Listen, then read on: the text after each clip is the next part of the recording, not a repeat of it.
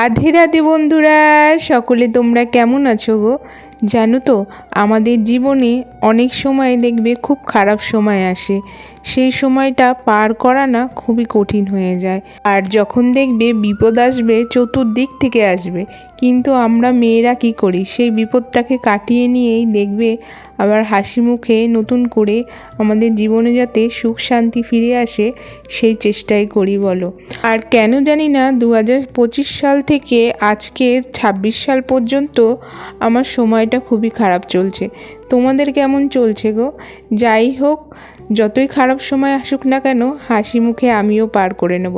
আমি দোলন, আমি আবারও চলে এসেছি তোমাদের সঙ্গে ছোট্ট একটু গল্প করতে। সকালবেলা স্নান করে তো পুজোটা দিয়ে নিলাম, আর এই ব্লগটা ছিল গত সপ্তাহের। মাম্মামের সেদিন না স্কুলে ছিল পিটিএম।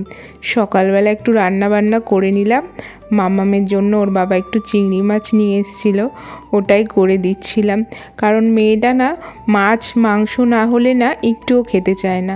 ওইটা রান্না করে নিয়ে তারপরে না ওর মিটিংটা ছিল জানো তো 10:30 থেকে।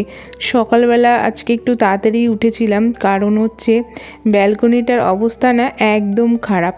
এখন বর্ষাকালে দেখবে গাছগুলো না কেমন হয়ে যাচ্ছে, তাই আজকে প্রত্যেকটা গাছের কাটিং করলাম, আর কোন কোন গাছে জল দিতে হবে সেটাতেও দিয়ে দিলাম। আর আজকে ছিল মাম্মামের স্কুলে ক্লাস 1-এর প্রথম পিটিএম। আর মাম্মামের আজকে যেই পরীক্ষাটা হলো না কদিন আগে, পরীক্ষার আজকে খাতাগুলোও দেখিয়েছিল। গতকাল থেকেই খুব টেনশানে পড়ে গিয়েছিল মেয়েটা।